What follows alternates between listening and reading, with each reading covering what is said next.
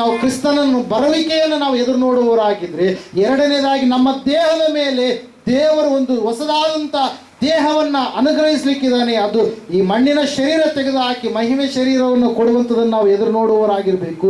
ಮೂರನೇದಾಗಿ ನಾವು ಪಟ್ಟಣವನ್ನು ಎದುರು ನೋಡುವವರಾಗಬೇಕು. ನಾಲ್ಕನೇದಾಗಿ ಸಮಯದಲ್ಲಿ ನಾವು ನೋಡೋಣ 2ನೇ ಪೇತ್ರನ ಪತ್ರಿಕೆ 3ನೇ ಅಧ್ಯಾಯ 9ರಿಂದ 14 ವಚನಗಳನ್ನು ನಾವು ಓದಿಕೊಳ್ಳುವ 9ರಿಂದ 14 ವಚನಗಳನ್ನು ಓದಿಕೊಳ್ಳುವಾಗ ಅಲ್ಲಿ ದೇವರು ವಿಶೇಷವಾಗಿ ತನ್ನನ್ನು ನಂಬಿದಂಥ ಮಕ್ಕಳಿಗೆ ಸಿದ್ಧ ಮಾಡಿರ್ತಕ್ಕಂಥ ಒಂದು ಸಂಗತಿಯನ್ನ ದೇವರು ಬರೆಸ್ತಾ ಇದ್ದಾನೆ. ಪ್ರೇರೆ ಓದ್ತಿರೋ ವಿಷಯವನ್ನು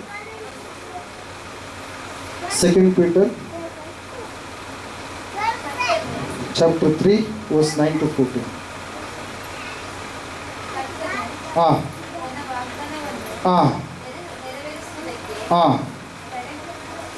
ತಡ ಮಾಡುತ್ತಾನೆಂಬುದಾಗಿ ಕೆಲವರು ಅರ್ಥ ಮಾಡಿಕೊಳ್ಳುವ ಪ್ರಕಾರ ಆತನು ತಡ ಮಾಡುವವನಲ್ಲ, ಯಾವನಾದರೂ ನಾಶವಾಗುವುದರಲ್ಲಿ ಆತನು ಇಷ್ಟಪಡದೆ ಎಲ್ಲರೂ ತನ್ನ ಕಡೆಗೆ ತಿರುಗಿಕೊಳ್ಳಬೇಕೆಂದು ಅಪೇಕ್ಷಿಸುವವನಾಗಿದ್ದು ನಿಮ್ಮ ವಿಷಯದಲ್ಲಿ ದೀರ್ಘ ಶಾಂತಿ ಉಳ್ಳವನಾಗಿದ್ದಾನೆ.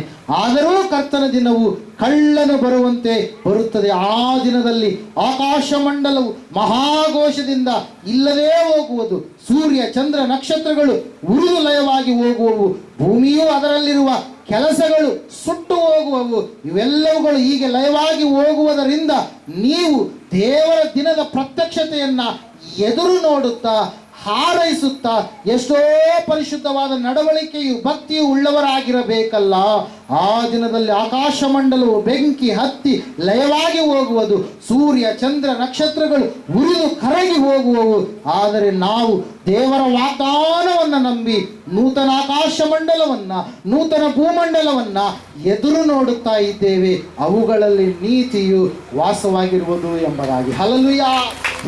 ನಾವು ನೋಡ್ತಾ ಇದ್ದೇವೆ ಪ್ರಿಯರೇ, ಯಾವಾಗ ಯೇಸು ಸ್ವಾಮಿ ಮಧ್ಯಾಕಾಶದಲ್ಲಿ ಪ್ರತ್ಯಕ್ಷನಾಗ್ತಾನೋ, ಆತನು ಪ್ರತ್ಯಕ್ಷನಾದಾಗ ಆತನ ಪ್ರತ್ಯಕ್ಷತೆಯಲ್ಲಿ ನಾವು ಆತನು ನಂಬಿದಂಥ ಮಕ್ಕಳಂತ ನಾವೆಲ್ಲರೂ ಕೂಡ ನಮ್ಮ ಶರೀರ ಏನಾಗುತ್ತೆ, ಇದು ಮಾರ್ಪಾಟಾಗುತ್ತೆ. ನಾವೇನಾಗ್ತೀವಿ, ಮಹಿಮೆ ಶರೀರ ಉಳ್ಳವರಾಗ್ತೀವಿ. ಸ್ಪೇಸಿಗೆ ಹೋದ್ರೆ ಹಿಂಗೆ ಇದೇ ಬಟ್ಟೆ ಹಾಕೊಂಡು ಸ್ಪೇಸಿಗೆ ಹೋದರೆ ಅವರು ಬದುಕುಳಿಯೋದಕ್ಕೆ ಸಾಧ್ಯನಾ? ಸ್ಪೇಸಲ್ಲಿ ಅವರಿಗೆ ಆದಂಥ ಬಟ್ಟೆಗಳಿರ್ತವೆ. ಯಾಕಂದರೆ ಈ ಭೂಮಿಯಲ್ಲಿ ದೇವರು ಏನು ಮಾಡಿದಾನೆ, ನರಮನುಷ್ಯರು ವಾಸಿಸುವುದಕ್ಕಾಗಿ ಏನೇನು ಅಗತ್ಯ ಇದೆಯೋ ಅದೆಲ್ಲವನ್ನು ಇಲ್ಲಿ ಇಟ್ಟಿದ್ದಾನೆ ದೇವರು. ಅಲ್ಲಿ ಆ ಸ್ಪೇಸಲ್ಲಿ ಹೋದಾಗ ಅಲ್ಲಿ ಏನಿರಲ್ಲ ರೀ, ಗ್ರಾವಿಟಿ 0 ಇರುತ್ತೆ. ಅಲ್ಲಿ ಏನಿರಲ್ಲ, ಗುರುತ್ವಾಕರ್ಷಣ ಶಕ್ತಿ ಅನ್ನುವಂಥದ್ದು ಇರಲ್ಲ.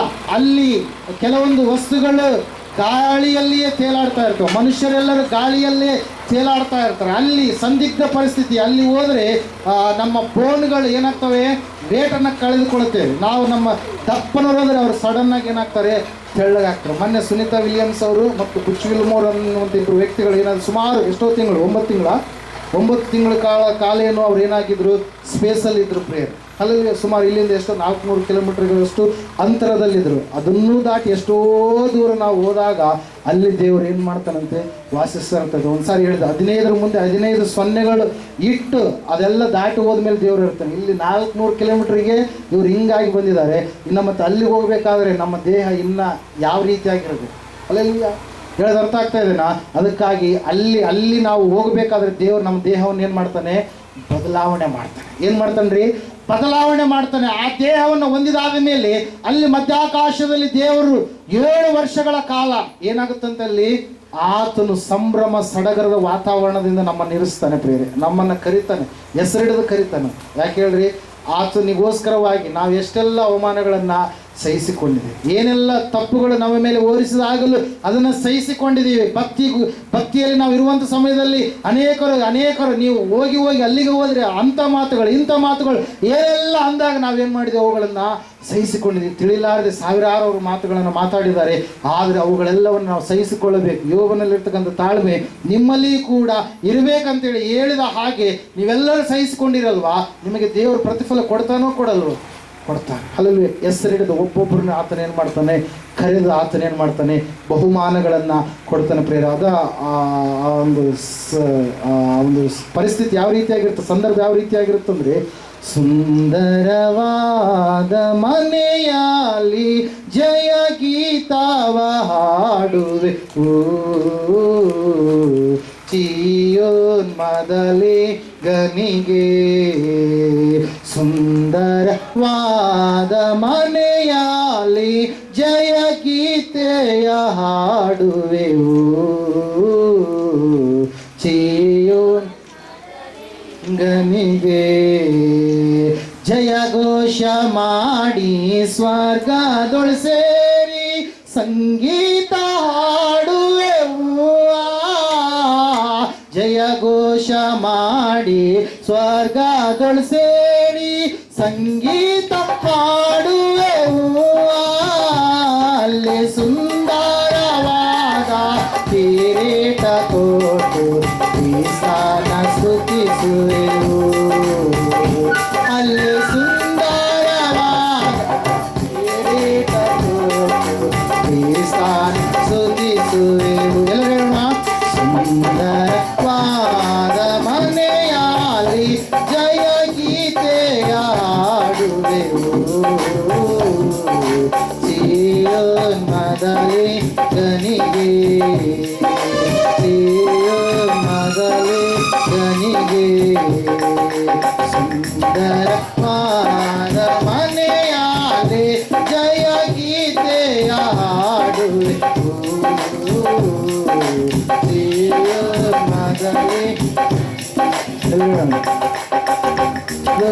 ಮೊದಲೇ ಗನಿಗೆ ನಾವು ಕ್ರಿಸ್ತನ ಪಾದಕ್ಕೆ ಕಿರೀಟವಿಟ್ಟು ನೀಯೋಗ್ಯನೆಂದೇಳುವೆ ಕ್ರಿಸ್ತನ ಪಾದಕ್ಕೆ ಕಿರೀಟವಿಟ್ಟು ನೀಯೋಗ್ಯನೆಂದೇಳುವೆ ಅಲ್ಲಿ ಸಮಸ್ತ ಭಕ್ತರೊಂದಿಗೆ ನಾವು ಕ್ರಿಸ್ತನ ಸ್ತುತಿಸುವೆವು ಅಲ್ಲಿ ಸಮಸ್ತ ಭಕ್ತರೊಂದಿಗೆ ನಾವು ಕ್ರಿಸ್ತನ ಸ್ತುತಿಸುವೆವು ಸುಂದರವಾದ ಮನೆಯಲ್ಲಿ ಜಯ ಗೀತೆಯ ಹಾಡುವೆವು ಚೀಯೋನ್ ಮೊದಲೇ ಗನಿಗೆ ಚೀಯೋನ್ ಮೊದಲೇ ಗನಿಗೆ ಬಹುಮಾನ ನಮಗೆ ರಕ್ಷಕ ಕೊಡುವ ಎಲ್ಲರ ಮಾಧ್ಯಗಳು ಬಹುಮಾನ ನಮಗೆ ರಕ್ಷಕ ಕೊಡುವ ಎಲ್ಲರ ಮಾಧ್ಯಗಳು ಆಗ ಆನಂದದಿಂದ ನಾವೆಲ್ಲ ಕೂಡಿ ಕ್ರಿಸ್ತನ ಸ್ತುತಿಸುವೆವು ಆಗ ಆನಂದದಿಂದ ನಾವೆಲ್ಲ ಕೂಡಿ ಕ್ರಿಸ್ತನ ಸ್ತುತಿಸುವೆವು ಸುಂದರವಾದ ಮನೆಯಲ್ಲಿ ಜಯ ಗೀತೆಯ ಹಾಡುವೆವು ಚೀಯೋನ್ ಮೊದಲೇ ಗನಿಗೆ ಚೀಯೋನ್ ದೇವರು ಕೊಡುವಂತ ಪಟ್ಟಣ ಚಿನ್ನದ ಬೀದಿಯೊಳ್ ನಾವೆಲ್ಲ ನಡೆದು ಹಲ್ಲೆಲೂಯಾ ಹಾಡುವೆವು ಚಿನ್ನದ ಬೀದಿಯೊಳ್ ನಾವೆಲ್ಲ ನಡೆದು ಹಲ್ಲೆಲೂಯಾ ಹಾಡುವೆವು ಆಗ ಯಜ್ಞದ ಕುರಿಯ ವಿವಾಹದಲ್ಲಿ ಗುಂಪಾಗಿ ಹಾಡುವೆವು ಆಗ ದುಃಖವ ಮರೆತು ನಾವೆಲ್ಲ ಕೂಡಿ ಕರ್ತನ ಸ್ತುತಿಸುವೆವು ಸುಂದರವಾದ ಮನೆಯಲ್ಲಿ ಜಯ ಗೀತೆಯ ಹಾಡುವೆವು ಚೀಯೋನ್ ಮೊದಲೇ ಗನಿಗೆ ಚೀಯೋನ್ ಮೊದಲೇ ಗನಿಗೆ ಸಂಭ್ರಮದಿಂದ ಮದಲಿಂಗನಲ್ಲಿ ಉಲ್ಲಾಸ ಪಡುವೆವು ಸಂಭ್ರಮದಿಂದ ಮದಲಿಂಗನಲ್ಲಿ ಉಲ್ಲಾಸ ಪಡುವೆವು ಆಗ ಯಜ್ಞದ ಕುರಿಯ ವಿವಾಹದಲ್ಲಿ ಗುಂಪಾಗಿ ಹಾಡುವೆವು ಆಗ ಯಜ್ಞದ ಕುರಿಯ ವಿವಾಹದಲ್ಲಿ ವಾಗಿ ಹಾಡುವೆವು. ಸುಂದರವಾದ ಮನೆಯಲ್ಲಿ ಜಯ ಗೀತೆಯ ಹಾಡುವೆವು. ಸಿಯೋನ್ ಮೊದಲೇ ಗನಿಗೆ, ಸಿಯೋನ್ ಮೊದಲೇ ಗನಿಗೆ. ಓಕೆ, ಅಲ್ಲಿಂದ ಕ್ರಿಸ್ತನನ್ನ ಸೇರಿ ನಾವೇನ್ ಮಾಡ್ತೀವಿ? ಎಲ್ಲ ತನ್ನ ದೂತರ ಸಂಗಡ ನಾವೇನ್ ಮಾಡ್ತೀವಿ ರೀ? ಭೂಲೋಕಕ್ಕೆ ಆತನ ಸಂಗಡ ನಾವು ಇಳಿದು ಬರ್ತೀವಿ ಪ್ರಿಯರೇ. ಹಲ್ಲೆಲೂಯಾ. 7ನೇ ವಚನ, ಪ್ರಕಟಣೆ ಪುಸ್ತಕ 1ನೇ ಅಧ್ಯಾಯ. ಇಗೋ ಮೇಘಗಳೊಂದಿಗೆ ಬರುತ್ತಾನೆ, ಎಲ್ಲರ ಕಣ್ಣುಗಳು ಆತನನ್ನ ಕಾಣುವವು, ಆತನನ್ನ ಇರಿದವರೂ ಸಹ ಕಾಣುವರು. ಭೂಮಿಯಲ್ಲಿರುವ ಎಲ್ಲಾ ಕುಲದವರು ಆತನನ್ನು ನೋಡಿ ಎದೆಬಡಿಕೊಳ್ಳುವರು. ಹೌದು, ಹಾಗೆಯೇ ಆಗುವುದು. ಆಮೇನ್. ಹಲ್ಲೆಲೂಯಾ. ನಾವು ನೋಡ್ತಾ ಯೇಸು ಸ್ವಾಮಿ ಸಂಗಡ ನಾವು ಎಲ್ಲರೂ ಇಳಿದು ಬರ್ತಾ ಇರ್ತೀವಿ. ಯಾರು ಇಳಿದು ಬರ್ತಾ ಇರ್ತೀವ್ರಿ? ಆತನ ಭಕ್ತರಾಗಿರುವವರು, ಆತನನ್ನು ನಂಬಿ ನಿರೀಕ್ಷೆ ಉಳ್ಳವರಾಗಿ ಜೀವಿಸಿ ಆತನನ್ನು ಎದುರು ನೋಡುವವರಾಗಿದ್ದು, ತಮ್ಮ ದೇಹದ ಬದಲಾವಣೆಯನ್ನು ಎದುರು ನೋಡುವವರಾಗಿದ್ದು, ತಮ್ಮ ಗಂಟು ಬುತ್ತಿ ಎಲ್ಲವೂ ಕೂಡ ಪರಲೋಕದಲ್ಲಿ ಇದೆ ಎಂಬುದಾಗಿ ಪರಲೋಕವು ಪಟ್ಟಣವನ್ನು ಎದುರು ನೋಡುವವರಾಗಿದ್ದು ಯಾರಿರ್ತಾರೋ ಅವರು ಆತನ ಸಂಗಡ ಏನ್ ಮಾಡ್ತಾರೆ? ಇಳಿದು ಬರ್ತಾರೆ. ಭೂಮಿಯಲ್ಲಿರ್ತಕ್ಕಂಥ ಜನರು ಆಕಾಶದ ಕಡೆಗೆ ನೋಡ್ತಾ ಇರ್ತಾರೆ. ಏನು ಇಷ್ಟು ಪ್ರಕಾಶಮಾನವಾದಂಥ ತೇಜೋಮಯವಾದಂಥ ಬೆಳಕು ಕಾಣಿಸ್ತಾ ಇದೆ. ಒಬ್ಬ ಆತನ ಮುಂದಗಡೆ ಬರ್ತಾ ಇದ್ದಾನೆ. ಆತನ ಹಿಂದೆ ಲಕ್ಷಾಂತರ ಕೋಟಿ ಕೋಟಿ ಪರಿಶುದ್ಧರು ಸೈನ್ಯ ಸಮೂಹ ಸಮೇತವಾಗಿ ಬರ್ತಾ ಇದ್ದಾರಲ್ಲ ಅಂತೇಳಿ ಎಲ್ಲರೂ ಏನ್ ಮಾಡ್ತಾ ಇದಾರ್ರಿ? ಎದುರು ನೋಡಿ ಎದೆ ಪಡ್ಕೊಳ್ತಾ ಇದ್ದಾರೆ. ಅಯ್ಯೋ, ನಮಗೆ ಎಷ್ಟು ಹೇಳಿದ್ರು ಕೂಡ ನಾವು ಯೇಸುವನ್ನ ಆ ಸಮಯದಲ್ಲಿ ನಂಬಲಿಲ್ಲ. ನಮಗೆ ಎಷ್ಟು ಹೇಳಿದ್ರು ಕೂಡ ಆತನಿಗೆ ಧಿಕ್ಕಾರ ಹಾಕಿದೀವಿ, ಆತನಿಗೆ ಏನೆಲ್ಲ ಮಾತುಗಳನ್ನ ಮಾತಾಡಿದೀವಿ. ಆದರೆ ಈಗ ಆತನು ತನ್ನ ಪರಿಶುದ್ಧ ಪರಿವಾರ ಸಮೂಹದ ಸಮೇತವಾಗಿ ಮುಯಿ ತೀರಿಸುವುದಕ್ಕೆ ಬರ್ತಾನೆ. ಇಬ್ರಿಯರಿಗೆ ಬರೆದ ಪತ್ರಿಕೆಯಲ್ಲಿ ಹೇಳಿದ ಹಾಗೆ ಮುಯಿ ತೀರಿಸುವುದು ದೇವರ ಕೆಲಸ ಎಂಬುದಾಗಿ ಹೇಳಿದ ಹಾಗೆ ಆತನು ಎಲ್ಲ ಮನುಷ್ಯರಿಗೆ ಮುಯಿ ತೀರಿಸಲಿಕ್ಕೆ ಬರ್ತಾ ಇದ್ದಾನೆ ಎಂಬುದಾಗಿ ಎಲ್ಲ ಜನರು ಆತನನ್ನು ಏನ್ ಮಾಡ್ತಾ ಇದ್ದಾರೆ? ಎದುರು ನೋಡ್ತಾ ಇದ್ದಾರೆ ಪ್ರೇರೆ. Hallelujah, praise the lord. ಎಲ್ಲರೂ ಆತನನ್ನ ಇರಿದವರು ಸಹ ಆತನನ್ನು ಏನ್ ಮಾಡ್ತಾರೆ? ಕಾಡ್ತಾರೆ. ಅಂದ್ರೆ ಏನ್ರಿ? ಸತ್ತವರು ಈಗ ಇರಿದವರು ಈಗಿದಾರ? ಹಲ್ಲೆಲೂಯಾ. ಮತ್ತೆ ಆತನನ್ನ ಮತ್ತೆ ಶಿಲುಬೆಗೆ ಏರಿಸುವಂತವ್ರು ಯಾರ್ರೀ? ಶಿಲುಬೆ ಮಾತು ಹುಚ್ಚು ಮಾತಾಗಿ ಯಾರಿಗೆ ಕಂಡು ಬರ್ತಾ ಇದೆ ಅಂತ್ರಿ? ಕೇವಲ ತಮ್ಮ ದೇಹದ ಆಶೆಗಳನ್ನ ಪೂರೈಸಿಕೊಳ್ಳುವರು, ಲೋಕದ ಪ್ರಕಾರವಾಗಿ ನಡೆಯುವಂಥವರಿಗೆ ಅದು ಹುಚ್ಚು ಮಾತಾಗಿ ಕಂಡು ಬಂದ್ರೆ ನಮಗಾದ್ರೂ ಅದು ಏನಾಗಿದೆ ಅಂತ ಹೇಳುತ್ತೆ ವಾಕ್ಯ? ದೇವರ ಶಕ್ತಿ ಎಂಬುದಾಗಿ. ಹಲ್ಲೆಲೂಯಾ. ನಾವು ನೋಡ್ತಾ ಇದ್ದೇವೆ ಎಲ್ಲ ಜನರು ಯೇಸುವನ ಧಿಕ್ಕಾರ ಕೂಗಿದಂತ ಎಲ್ಲ ಜನರು, ಅಯ್ಯೋ ವಿಶ್ವಾಧಿಪತಿ ಈತನೇನಾ, ಚಕ್ರವರ್ತಿ ಈತನೇನಾ, ಸೃಷ್ಟಿಕರ್ತನು ಈತನೇನಾ, ಈತನಿಗೆ ಅಲ್ಲ ಸಲ್ಲದ ಮಾತುಗಳನ್ನು ಮಾತಾಡಿದೆಯಲ್ಲ ಅಂತೇಳಿ ಎಲ್ಲರೂ ಕೂಡ ಆತನನ್ನು ಎದುರು ನೋಡುವಾಗ ನಾವು ನೋಡ್ತಾ ಇದ್ದೇವೆ ಪ್ರಿಯ, ಆತನ ಈ ಭೂಲೋಕಕ್ಕೆ ಬಂದು ಎಷ್ಟು ವರ್ಷಗಳ ಕಾಲ ಏನ್ ಮಾಡ್ತಾನೆ? ಆಳ್ವಿಕೆ ಮಾಡ್ತಾನ್ರಿ. 1000 ವರ್ಷಗಳ ಕಾಲ. ಆತನ ಬಂದ ತಕ್ಷಣ ಆತನು ನಾವು ನೋಡ್ತಾ ಇದ್ದೇವೆ ತನ್ನ ದೂತರಿಗೆ ಅಪ್ಪಣೆ ಕೊಟ್ಟ ಮೇಲೆ 20ನೇ ಅಧ್ಯಾಯದಲ್ಲಿ ನಾವು ನೋಡ್ತಾ ಇದ್ದೇವೆ. ಸತ್ಯವೇದ ಈ ರೀತಿಯಾಗಿ ಹೇಳ್ತಾ ಇದೆ. ಏನ್ ಮಾಡ್ತಾನಂತ ಆತ? ಏನ್ ಮಾಡ್ತಾನಂತ್ರಿ? ಸೈತಾನನನ್ನ, ಅವನ ಅನುಚರರೆಲ್ಲರನ್ನ ಏನ್ ಮಾಡ್ತಾನಂತ್ರಿ? ವಾಕ್ಯ ಓದ್ತೀರಿ 4ನೇ ವಚನ. ತರುವಾಯ ಸಿಂಹಾಸನಗಳನ್ನು ಕಂಡೆನು, ಅವುಗಳ ಮೇಲೆ ಜನರು ಕೂತಿದ್ದರು, ನ್ಯಾಯ ತೀರಿಸುವ ಅಧಿಕಾರ. ಆ ಜನರು ಯಾರು ಹೇಳ್ರಿ ನೋಡೋಣ? ನ್ಯಾಯ ತೀರಿಸುವ ಅಧಿಕಾರ ಅವರಿಗೆ ಕೊಡಲ್ಪಟ್ಟಿತ್ತು. ಇದಲ್ಲದೆ ಯೇಸುವಿನ ವಿಷಯವಾದ ಸಾಕ್ಷಿಯ ನಿಮಿತ್ತವಾಗಿಯೂ ದೇವರ ವಾಕ್ಯದ ನಿಮಿತ್ತವಾಗಿಯೂ ತಲೆ ಓಯಿಸಿಕೊಂಡವರ ಆತ್ಮಗಳನ್ನು ಮೃಗಕ್ಕೂ ಅದರ ವಿಗ್ರಹಕ್ಕೂ ನಮಸ್ಕರಿಸದೆ ತಮ್ಮ ಹಣೆಯ ಮೇಲೆ ತಮ್ಮ ಕೈಯ ಮೇಲೆ ಗುರುತು ಹಾಕಿಸಿಕೊಳ್ಳದೆ ಇರುವವರನ್ನ ಕಂಡೆನು. ಅವರು ಜೀವಿತರಾಗಿ ಎದ್ದು 1000 ವರ್ಷ ಏನ್ ಮಾಡಿದ್ರಂತೆ? 1000 ವರ್ಷ ತೀರುವ ತನಕ 1000 ವರ್ಷ ಕ್ರಿಸ್ತನೊಂದಿಗೆ ಆಳಿದರು. ಮಿಕ್ಕ ಸತ್ತವರು ಆ 1000 ವರ್ಷ ತೀರುವ ತನಕ ಜೀವಿತರಾಗಿ ಏಳಲೇ ಇಲ್ಲ ಎಂಬುದಾಗಿ. ಅಲ್ಲಿ 20ನೇ ಅಧ್ಯಾಯದಲ್ಲಿ ನಾವು ನೋಡ್ತಾ ಇದ್ದೇವೆ.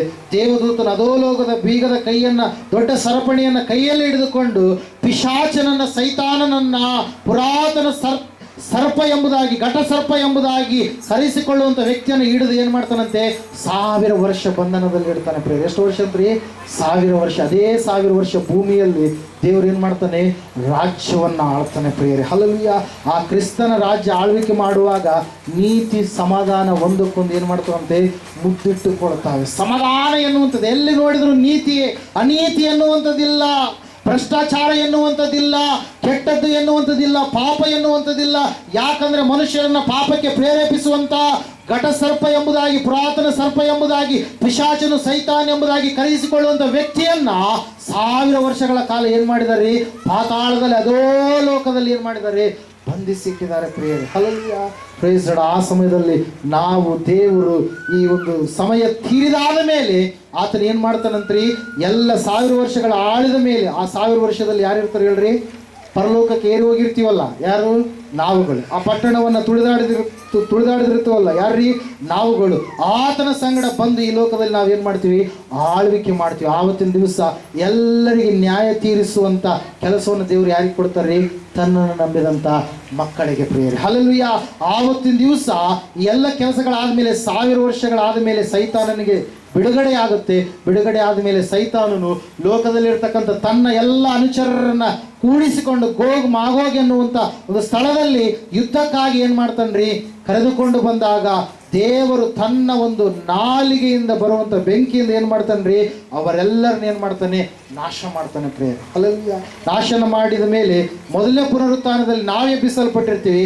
ಎರಡನೇ ಪುನರುತ್ಥಾನ ದೇವರು ಸತ್ತು ಹೋಗಿರ್ತಕ್ಕಂಥ, ತನ್ನನ್ನು ನಂಬಿರ್ತಕ್ಕಂಥ, ನಂಬಲಾರದೆ ಇರ್ತಕ್ಕಂಥ ಎಲ್ಲವರನ್ನ ಪುನರುತ್ಥಾನಗೊಳಿಸಿ ಅವ್ರಿಗೆ ಏನು ಮಾಡ್ತಾನೆ? ತೀರ್ಪನ್ನು ಕೊಡ್ತಾನೆ ಪ್ರಿಯರೇ. ಅವರಿಗೆ ನಾವು ಯೇಸು ಸಹ ಒಂದು ಮಾತನ್ನು ಹೇಳ್ತಾರೆ. 5ನೇ ಅಧ್ಯಾಯ ನೀವು ತೆಗೆದಿದ್ದೆ ಆದರೆ ಯೋಹಾನ ಬರೆದ ಸುವಾರ್ತೆಯಲ್ಲಿ, ಬೇಗ ಕುಕ್ಕಾಗಿ ಓದಿಕೊಳ್ಳೋಣ. ಯೋಹಾನ ಬರೆದ ಸುವಾರ್ತೆ 5ನೇ ಅಧ್ಯಾಯ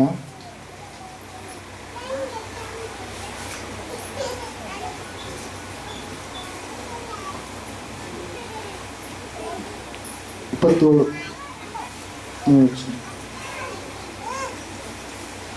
ಅಲ್ಲಿಂದ ಓದಿಕೊಳ್ಳೋಣ. ಮಗನು ಮನುಷ್ಯ ಕುಮಾರನಾಗಿರುವುದರಿಂದ ತೀರ್ಪು ಮಾಡುವ ಅಧಿಕಾರವನ್ನು ಆತನಿಗೆ ಕೊಟ್ಟನು. ಅದಕ್ಕೆ ಆಶ್ಚರ್ಯ ಪಡಬೇಡಿ.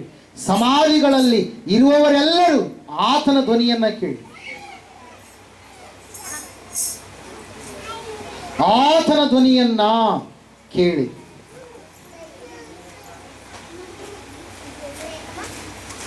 ಆತನ ಧ್ವನಿಯನ್ನ ಕೇಳಿ. ಗೊತ್ತಿರ ಒಂದ್ಸರಿ.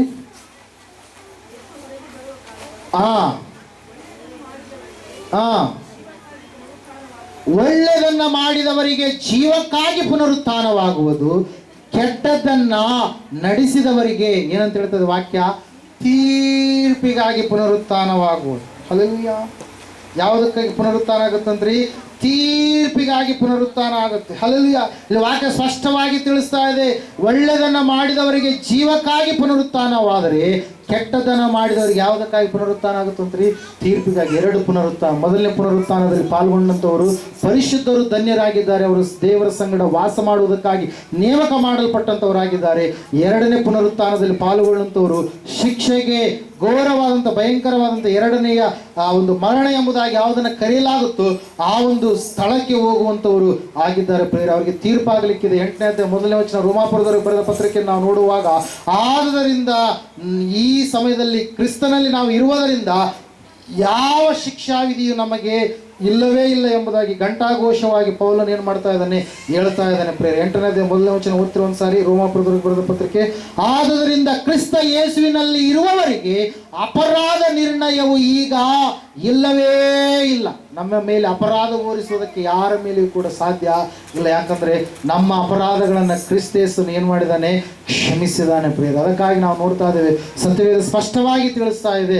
ಏನಂತ ಹೇಳಂತಂದ್ರೆ, ದೇವರು ನಮ್ಮನ್ನ ಆತನು ನೀತಿವಂತರನ್ನಾಗಿ ಮಾಡುವುದಕ್ಕಾಗಿ ಕರೆದಿದ್ದಾನೆ ಪ್ರಿಯರೇ. ಎಲ್ಲ ಕೆಲಸಗಳಾದ ಮೇಲೆ ದೇವರು ಈ ಆಕಾಶವನ್ನ, ಈ ಭೂಮಿಯನ್ನ ಏನು ಮಾಡ್ತಾನಂತೆ? ಲಯಪಡಿಸ್ತಾನೆ. ಕಣ್ಣಿಗೆ ಕಾಣ್ತಾ ಇದೆಯಲ್ವ ಆಕಾಶ, ಕಣ್ಣಿಗೆ ನಾವು ವಾಸ ಮಾಡ್ತಾ ಇದೆಯಲ್ಲ ಈ ಭೂಮಿ, ಈ 2 ನಾಶವಾಗ್ತವೆ. ದೇವರು ಏನ್ ಮಾಡ್ತಾನಂದ್ರೆ ನೂತನ ಆಕಾಶವನ್ನ, ನೂತನ ಭೂಮಂಡಲವನ್ನ ಸೃಷ್ಟಿ ಮಾಡ್ತಾ ಇದ್ದಾನೆ. 4ನೇದಾಗಿ ನಾವು ಏನನ್ನ ಎದುರು ನೋಡ್ಬೇಕಾಗಿದೆ ಅಂತಂದ್ರೆ, ನಮಗೋಸ್ಕರವಾಗಿ ದೇವರು ಹೊಸದಾದಂತ ಆಕಾಶ, ಹೊಸದಾದಂತ ಭೂಮಿಯನ್ನ ಸೃಷ್ಟಿ ಮಾಡ್ಲಿಕ್ಕಿದ್ದಾನೆ. ಅದನ್ನೇ ಇಲ್ಲಿ ಪೇತ್ರನ ಏನ್ ಮಾಡ್ತಾ ಇದ್ದಾನೆ? ಬರಿತಾ ಇದ್ದಾನೆ ಪ್ರಿಯರೇ. ಆದರೆ ನಾವು ದೇವರ ವಾಗ್ದಾನವನ್ನ ನಂಬಿ ನೂತನ ಆಕಾಶ ಮಂಡಲವನ್ನ, ನೂತನ ಭೂಮಂಡಲವನ್ನ ಎದುರು ನೋಡ್ತಾ ಇದ್ದೇವೆ. ಯಾವುದನ್ನು ಎದುರು ನೋಡ್ತಾ ಇದ್ದೇವೆ ನಾವು? ಹೊಸ ಆಕಾಶ, ಹೊಸ ಭೂಮಿ. ಯಾವುದ್ರಿ? ಹೊಸ ಆಕಾಶ ಹೊಸ ಭೂಮಿಯನ್ನು ನಾವು ಎದುರು ನೋಡ್ತಾ ಇದ್ದೇವೆ. ಅಲ್ಲಿ ಯಾವಾಗಲೂ ಕೂಡ ಏನು ವಾಸ ಮಾಡುತ್ತಂತೆ? ನೀತಿ ವಾಸ ಮಾಡುತ್ತೆ ಪ್ರಿಯರೇ. ಅಲ್ಲಿ ಯಾವ ಪಾಪಮಯವಾದಂಥ ಕೃತ್ಯಗಳಲ್ಲಿ ಇಲ್ಲವೇ ಇಲ್ಲ. ಅದಕ್ಕಾಗಿ ನಾವು ನೋಡ್ತಾ ಇದ್ದೇವೆ, ದೇವ್ರ ವಾಕ್ಯ ಹೇಳ್ತದೆ, ಸತ್ಯವೇದ ಹೇಳ್ತಾ ಇದೆ ಸ್ಪಷ್ಟವಾಗಿ ಪ್ರಿಯರೇ, ಅದನ್ನು ದೇವರು ನಮಗಾಗಿ ಕೊಡಲಿಕ್ಕಿದ್ದಾನೆ. ಹಲ್ಲೆಲೂಯಾ. ಆ ಸಮಯದಲ್ಲಿ ನೀವು ಅಬ್ರಹಾಮನು ಎನ್ನುವಂಥ ಊರಿನಿಂದ ಏನು ಮಾಡಿದ? ಒಂದು ದೇಶವನ್ನು ಕೊಟ್ಟಂಥ ಸಮಯದಲ್ಲಿ ನಿಮಗೆ ದೇಶಗಳನ್ನು ದೇವರು ಆವತ್ತಿನ ದಿವಸ ಅನಿಸ್ತಾನೆ. Hallelujah, praise. ಅದನ್ನು ನೀವು ಮನಸ್ಸಿನಲ್ಲಿ ಇಟ್ಟುಕೊಳ್ಳ್ರಿ. ದೇವರು ವಾಕ್ಯ ಹೇಳುತ್ತೆ, ಸತ್ಯವೇದ ಹೇಳುತ್ತೆ ಸ್ಪಷ್ಟವಾಗಿ, ನೂತನ ಆಕಾಶ ನೂತನ ಭೂಮಂಡಲದಲ್ಲಿ ದೇವರನ್ನು ಸ್ತುತಿಸುವಂಥ ಮಕ್ಕಳಾಗಿ ನೀವು ಇರ್ತೀರಿ. ಮುಂದೆ ಆಗಬೇಕಾಗಿರುವಂಥದ್ದು ಇನ್ನೂ ಕೂಡ ಪ್ರತ್ಯಕ್ಷ ಆಗಲಿಲ್ಲ ಪ್ರಿಯರೇ. ನಮಗೆ ಯಾವುದನ್ನು ದೇವರು ಒದಗಿಸಿಕೊಟ್ಟಿದ್ದಾನೋ ಅದನ್ನು ಮಾತ್ರ ನಾವು ಹಿಂಬಾಲಿಸಿ ಮುಂದೆ ಹೋಗುವಂಥವ್ರು ಆಗೋಣ. ಮೊದಲನೇದಾಗಿ ಯೇಸು ಬರಲಿಕ್ಕಿದ್ದಾನೆ, ಕ್ರಿಸ್ತನನ್ನೇ ಎದುರು ನೋಡುವವರಾಗೋಣ. ಎರಡನೇದಾಗಿ ನಮ್ಮ ದೇಹ, ಈ ಮಣ್ಣಿನ ದೇಹ ಬದಲಾವಣೆಯಾಗಿ ಮಹಿಮೆ ದೇಹವಾಗಿ ದೇವರು ಮಾರ್ಪಡಿಸಲಿಕ್ಕಿದ್ದಾನೆ, ಅದನ್ನು ನಾವು ಎದುರು ನೋಡೋಣ. ಮೂರನೇದಾಗಿ ದೇವರು ನಮಗಾಗಿ ಒಂದು ಪಟ್ಟಣವನ್ನು ಸಿದ್ಧ ಮಾಡಿದ್ದಾನೆ, ಆ ಪಟ್ಟಣವನ್ನು ನಾವು ಎದುರು ನೋಡೋಣ. ನಾಲ್ಕನೇದಾಗಿ ದೇವರು ನಮಗೋಸ್ಕರವಾಗಿ ನೂತನ ಆಕಾಶವನ್ನು ನೂತನ ಭೂಮಂಡಲವನ್ನು ಸೃಷ್ಟಿಸಿದ್ದಾನೆ. ಅಲ್ಲಿ ದೇವರೇ ಇರ್ತಾನೆ. ಅಲ್ಲಿ ಯಾವ ಒಂದು ಪಾಪಕ್ಕೆ ಎನ್ನುವಂಥದ್ದು ಜಾಗ ಎನ್ನುವಂಥದ್ದು ಇರೋದಕ್ಕೆ ಸಾಧ್ಯ ಇಲ್ಲ ಪ್ರಿಯರು. ಅದಕ್ಕಾಗಿ ನಾವು ನೋಡ್ತಾ ಇದ್ದೇವೆ, ಸತ್ಯವೇದ ಹೇಳ್ತಾ ಇದೆ ಸ್ಪಷ್ಟವಾಗಿ ಏನಂತ ಹೇಳಂತಂದ್ರೆ, ಸಂಪೂರ್ಣವಾಗಿ ದೇವರು ನಮಗೆ ಜಯವನ್ನು ಕೊಡ್ತಾನೆ ಎಂಬುದಾಗಿ ಪ್ರೇರೆ. Hallelujah, praise. ಇಲ್ಲಿ ನಾವು ನೋಡ್ತಾ ಇದ್ದೇವೆ ಪ್ರೇರೆ, ನಾವು ನೂತನ ಆಕಾಶ ನೂತನ ಭೂಮಂಡಲವನ್ನು ಎದುರು ನೋಡುವಂಥದ್ದು ಮಾತ್ರವಲ್ಲ, ನಾವು ಐದನೇದಾಗಿ ನಾವು ನೋಡ್ತಾ ಇದ್ದೇವೆ, ನಾವು ದೇವರು ನಮಗಾಗಿ ಕೊಟ್ಟಿರ್ತಕ್ಕಂಥ ಜಯವನ್ನು ನಾವು ಏನು ಮಾಡಬೇಕಾಗಿದೆ? ಎದುರು ನೋಡಬೇಕಾಗಿದೆ. ಯಾವುದನ್ನು ನಾವು? ಜಯ. ಯಾವುದಂತ ಹೇಳ್ತಾ ಇದ್ದ ವಾಕ್ಯ ಓದ್ತಿರೋ ಒಂದ್ಸಾರಿ. ಇಬ್ರಿಯರಿಗೆ ಬರೆದ ಪತ್ರಿಕೆ 12ನೇ ಅಧ್ಯಾಯ ಮೊದಲು 3 ವಚನಗಳು.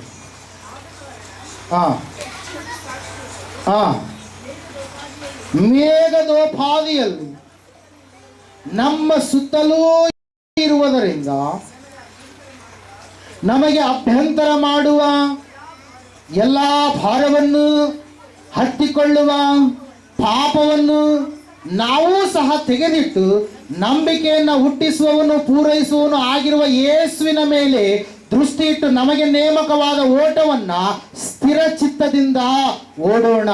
ಆತನು ತನ್ನ ಮುಂದೆ ಇಟ್ಟಿದ್ದ ಸಂತೋಷಕ್ಕೋಸ್ಕರ ಅವಮಾನವನ್ನು ಅಲಕ್ಷ್ಯ ಮಾಡಿ ಶಿಲುಬೆಯ ಮರಣವನ್ನು ಸಹಿಸಿಕೊಂಡು ದೇವರ ಸಿಂಹಾಸನದ ಬಲಗಡೆಯಲ್ಲಿ ಆಸನಾರೂಢನಾಗಿ ಇದ್ದಾನೆ ಎಂಬುದಾಗಿ. ಹಲ್ಲೆಲೂಯಾ, ದೇವರು ನಮಗೆ ಕೊಡುವಂಥ ಜಯ, ಆ ಜಯವನ್ನು ನಾವೇನು ಮಾಡಬೇಕಾಗಿದೆ? ಎದುರು ನೋಡಬೇಕಾಗಿದೆ ಪ್ರೇರೆ.